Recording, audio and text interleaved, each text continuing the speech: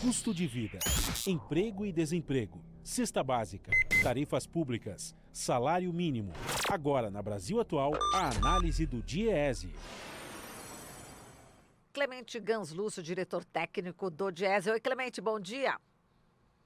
Bom dia, Marilu, bom dia, ouvintes. Clemente, vamos falar do programa Emprego Verde e Amarelo do governo Bolsonaro. Você já analisou? O que tem esse programa aí, hein, Clemente? Bom, Marilu, esse é um programa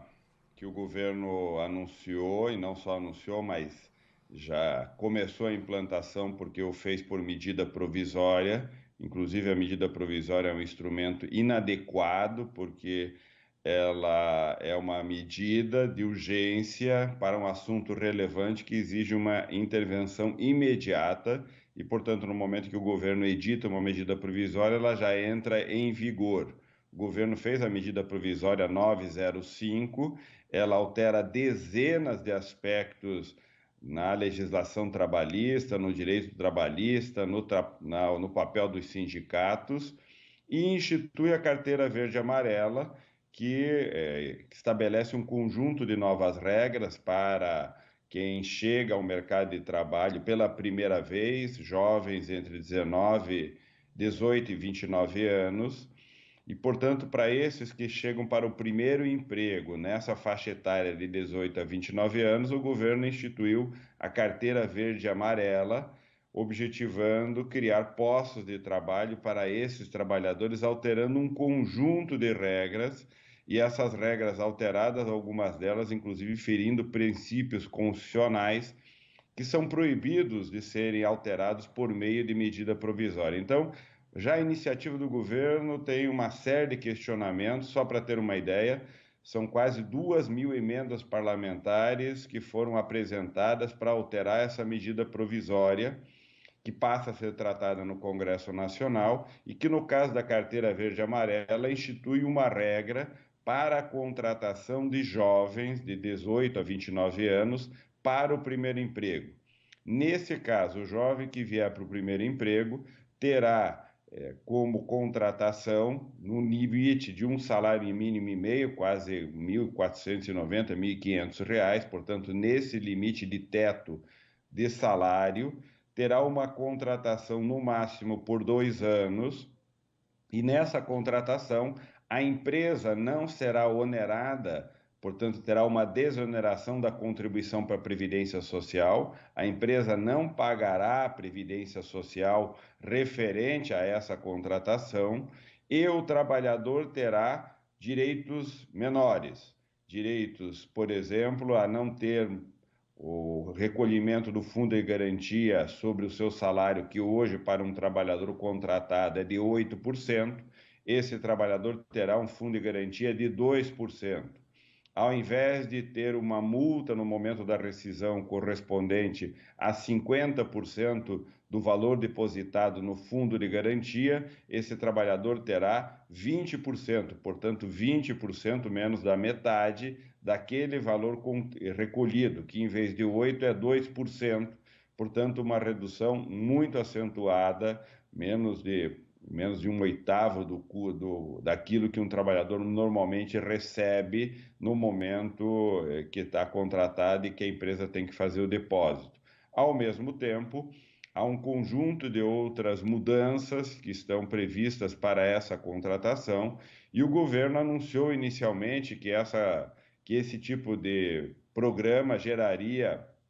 a expectativa de 1,8 milhões de empregos com esse tipo de iniciativa, portanto, gerando uma série de postos de trabalho de primeiro emprego para os jovens. Na verdade, as próprias estimativas do governo em relatórios que foram divulgados mostram que a expectativa efetiva de novas contratações feitas com esse tipo de regime de contratação é em torno de 270 mil, portanto, bem menos 15% daquilo que o governo que anunciou como iniciativa dessa carteira verde e amarela, sem considerar uma série de efeitos que essa medida pode ter, que não está avaliada e, portanto, como iniciativa não foi ponderada do ponto de vista do debate, que é os riscos, por exemplo, de substituição de trabalhadores que já são contratados por jovens que vão entrar no mercado de trabalho, uma certa dificuldade muito maior para os jovens que já tiveram o primeiro emprego, mas que estão desempregados e que não serão priorizados por essa medida, portanto, ela prioriza e favorece de maneira diferenciada no custo da contratação o jovem do primeiro emprego. Isso poderá criar problemas para os demais jovens que já tiveram um posto de trabalho, mas que não estão empregados e estão desempregados, e poderemos ter uma série de outros efeitos relacionados a essa condição, por exemplo, a perda tributária que o governo tem no momento de abrir mão